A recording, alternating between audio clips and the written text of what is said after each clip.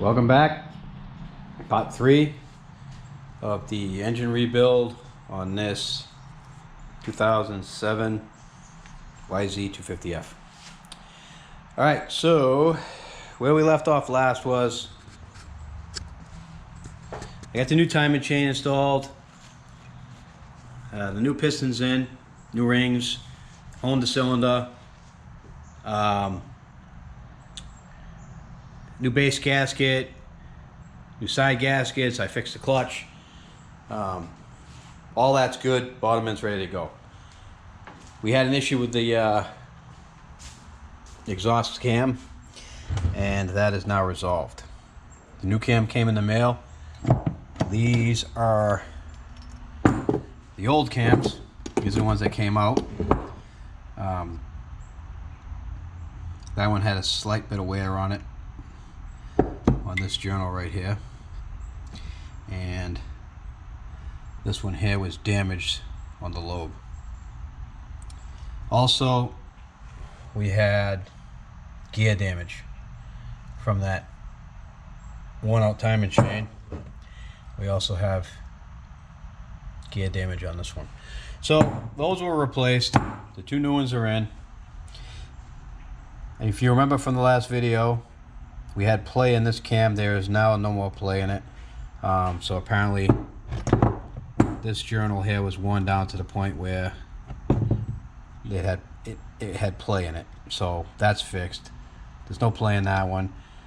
I installed the shims, the buckets, and we'll check the valve lash. All good, ready to go. So let me get set up. I'm going to take the cams back out, take the valve caps off, and we're going to install the head.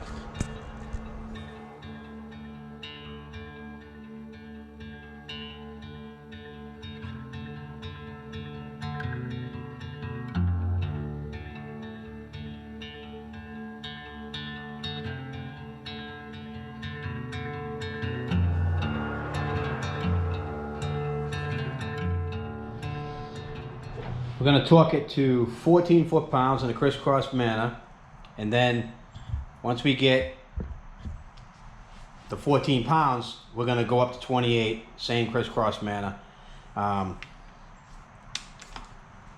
until it's fully torqued.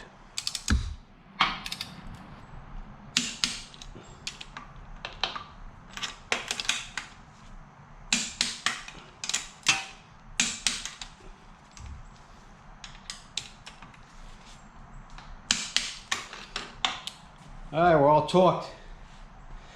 Let's put the cams in. The camshafts are in. I got the caps on. If you look down inside of there, you can see it. We are on the mark there at top dead center. Oh, the light's kind of bright. We have a dot there. And straight up. Let me get this back a little bit. That helps. I have a dot on the plane with the case, with the head surface, and I got one straight up perpendicular. The cam lobes are facing forward. The intake cam, there's a dot on the plane. There's a dot on the plane. There's a dot straight up, and cam lobes are facing backwards. So, oh, you saw that. They're facing backwards. So we're all set. Time is good. I cranked it around probably about a half a dozen times or so to make sure it stayed on time, and it did. Chain tension is in. Chain is good and tight. Everything looks good. I think at this point here, I'm going to put the valve cover back on. Carburetor, hoses, radiator, fill it with fluid, and let's see if this thing will start. All right, let's do it. It's back on, it's all tightened down, gasket's in, everything looks good, everything's tight. We're in good shape. Let's go over to the bench and take a look at some of the stuff I got in. Got a few things in the mail. Over them. I got a new air filter, and it's called Pro Filter. Pre-oiled. All I gotta do is slap it in.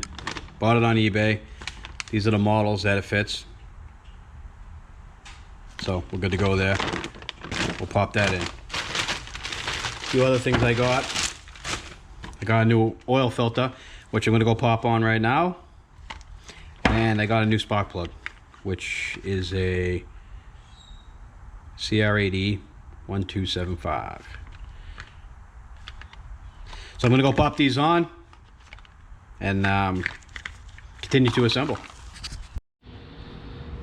All right, I did a lot of stuff off camera, and I'll just go over it with you now. I didn't want to bore everybody with assembly. I've done quite a few videos with assembly already. If you want to see how this engine went together, I posted a video of 426 YZ. Pretty much the same engine, just a bigger bore. So I have the radiator on. All the hoses are connected, clamped. I hadn't put antifreeze in it yet. I filled the engine with motor oil. That's all set. I put the carburetor boot on. The new spark plug is in, gapped, and I have the coil pack in there. What else? Top motor mounts on. That's in. The clutch feels good. Looks good. Let's see, what else did I do? I put the oil line on for the crankcase up to the top of the head. These water lines are on as well. I kicked it over probably 5-10 times with the plug out of it, with it full of oil. I did that for a reason, because I wanted the oil to circulate around the engine and hopefully fill up those lines before I actually start it. I did put plenty of oil around everything while I was assembling it, so we should be good on the first start. At this point, I think we're ready to try to start this. I think the next step is I need to put the exhaust on it. I don't want to run it without any exhaust on it. So I am going to put on the head pipe and the tailpipe, or the silencer, I should say, and the carburetor. I think what I'm going to do though is pull the carburetor apart, take a look at it, and give it a cleaning. All right, let's dig into this carb, see what's going on.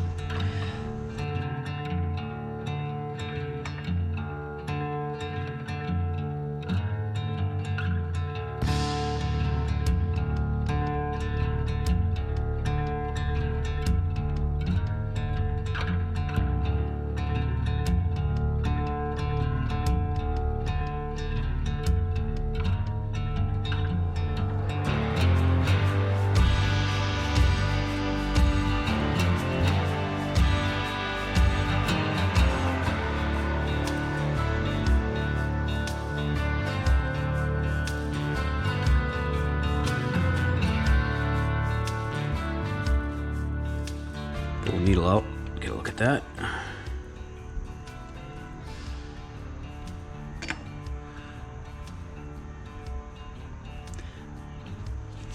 The tip of that looks good, it's pliable.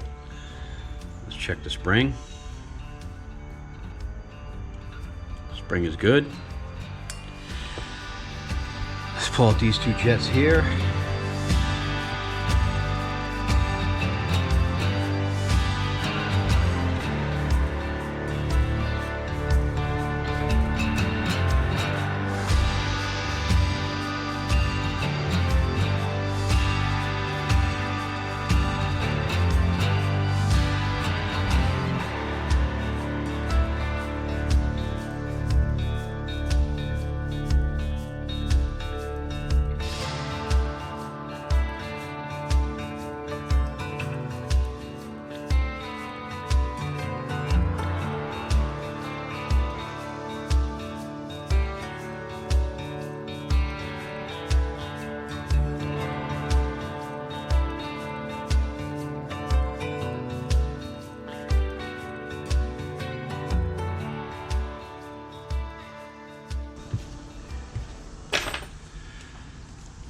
All right, that should do it. So we got us a rebuilt carb. Well, not really a rebuilt carb, but it's clean. Now all you have to do is just pop it on the bike, and let's try to start firing this thing up.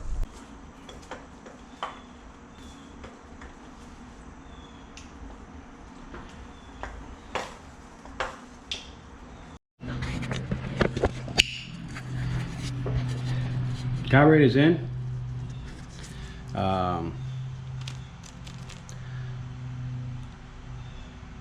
Electrical's on. The hot start lever is in. That's working fine. All the lines are down through here. What I need to do now is hook up the throttle linkage. I have the engine breather on, and that's pretty much it. I think it would have been a little easier to put the carburetor in if I removed the rear shock. I think next time I'll do that if I have to take this out. But didn't have to this time. All right, I'm gonna hook the throttle up, and then I'm gonna grab the pipe, the head pipe, and the silencer, and throw those on. Head pipe's on. I got it snugged. I have it slipped on here. This is just kind of dangling in the weeds over here. I'm going to fill it with antifreeze now, and I'll show you what I'm going to use for antifreeze. This is the antifreeze I'm going to be using, Heaven's Cool. I don't have a lot of it left. I hope it's enough.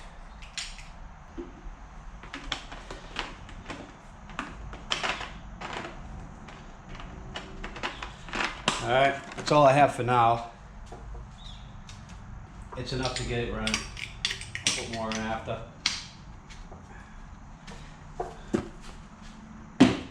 All right, let me put a gas line on and see what happens. All right, I'm gonna fill it up with fuel now. Again, I love True Fuel, and there's many reasons why. Because if this carburetor leaks right now and it spills all over my garage, this stuff doesn't smell like gasoline. It actually kind of smells like vodka, and once it evaporates, there's no more smell. Also, I don't have to worry about this being bad, because I know it doesn't go bad. There's no ethanol in it, or ethanol, or whatever you guys want to call it. So let's fill this up, see if we got any leaks. Oh, there we go, we're full. All right, let's take a look here, see if we got any leaks. I don't see any. Looks good. Fuel's holding in the hose. So let's see what happens. I apologize ahead of time for my shorts. They're pretty torn up. All right. Let's try choking it first. Give it 3 pumps. Try to get the accelerator going. Let's see what happens.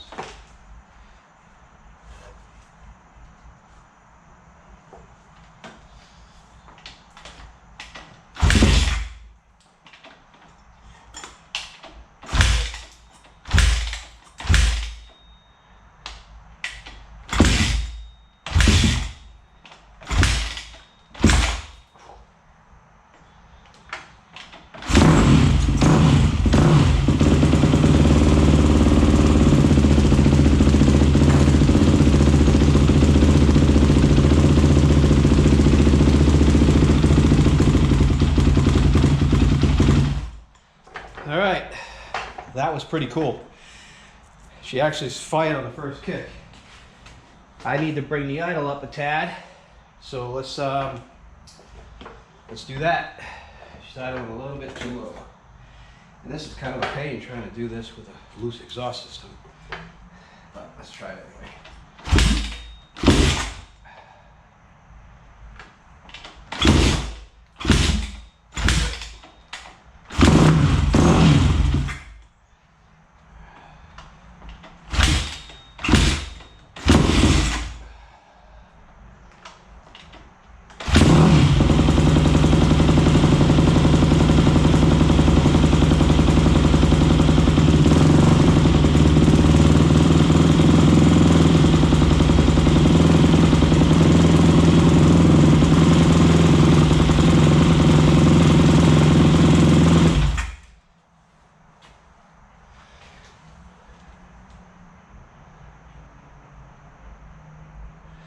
Well, we got a massive problem here.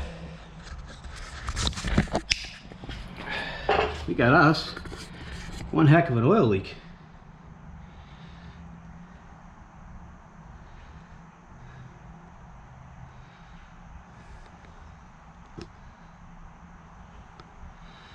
And I guess I gotta try to figure out why. Alright, I pulled the sprocket off, pulled the cover off that was here. The seal is obviously gone, which I will show you. There really is nothing holding back the oil. And now I know why this engine blew up, because it ran out of oil. That's why there was no oil in the crankcase. It ran out of oil and blew up the top end. So we got another problem here, which I will show you. I think the bearing's gone. I don't think it's supposed to move like that. So I'm gonna pull the seal out and I'm gonna take a look at the bearing. If the bearing's bad and I gotta split the cases, Jesus, I don't know what to do with this bike now. Means I gotta pull the motor, split the cases. Alright, let me pull the bearing, I pull that seal out and see what's look like behind there, but I guaranteed the bearing's bad. Well guys, unfortunately, this bike has come to a standstill. I don't really know what I want to do now. I mean, at this point, I have too much money tied up in this bike to part it out, call it quits. It is an aluminum frame, YZ250, so it does increase the value of it quite a bit over the steel frame 250s. I mean, splitting the case and replacing the bearing, there's not a lot of money involved there, but there's a lot of time. I'm probably going to have to put another month into this thing, and it sounds like a lot of time. I can't work on these things full time because I do have a job. So I got to figure out what I want to do with this thing. Do I want to have this thing hanging around for another month? Obviously, you cannot ride it the way it is. So, unfortunately, I had this bike torn all the way down to the inner cases at one point, and I didn't notice that bearing was gone. I should have pulled the chain, and I didn't. My mistake. This bike has turned out to be one of the worst purchases I've done so far to date since I've been doing these. I really should have looked this over better before I bought it. This bike is an albatross around my neck. It is just a pain in my butt, and it seems like every time I turn around, it's something else on this thing. This bike was really beat, was rode hard. I think it might have been raced. I'm not 100% sure. But, I mean, it is what it is. It's got a lot of good aftermarket stuff on it. I mean, these radiators couldn't have been cheap. So, at this point here, I really have no choice but to rebuild it. So I'm going to have to strip it down, split the case, replace the bearing, and I'm going to have to check all the other bearings too, just to make sure there's nothing else, that's going to surprise me later. Unfortunately, I'm going to take a break from this thing. Before I start taking a hammer to it, so to speak. So I'm going to put this on the back burner. We'll get back to it a little later. Maybe this will be my winter project. I got a bunch of stuff I got to get done around my house. And yeah, it's kind of disheartening. But hey, it is what it is. This is what happens when you want to flip bikes, when you buy bikes that need work, and you buy them when they're not running. You don't know what you're getting. You can look them over really well. I've never ever had worn out sprocket shaft bearings before in any of the bikes I've ever bought or sold or fixed. This is the first time. So you live and learn. Now I'll know to check that when I go and purchase something else. That'll be one of the first things I check, especially on a bike that's not running. So anyway, I am going to end this video here. This is video 3. And there'll probably be a video 4 and probably a video 5 and maybe even a video 6. But, excuse me. But the rebuild ended up being perfect. Pretty cool that this thing literally fired over on the first kick. once I adjusted the idle on it, it was running beautiful. And it's kind of disheartening that now I have to tear it all back apart again. But it is what it is. So I guess that's it. I'll sign off here. This is going on the back burner. My next video will be the Grizzly 350, and I am going to put a snowplow on that, and I'm going to do some fabricating stuff. So if it's something you guys want to see, hit the subscribe button, and you'll get notified when I post that video. It's probably going to be a one-parter, maybe two, who knows. Thanks for watching, guys. I hope you guys learned something here, because I know I sure did. And you know, subscribe, like, share, comment, all that good stuff, and I will see you in the next video.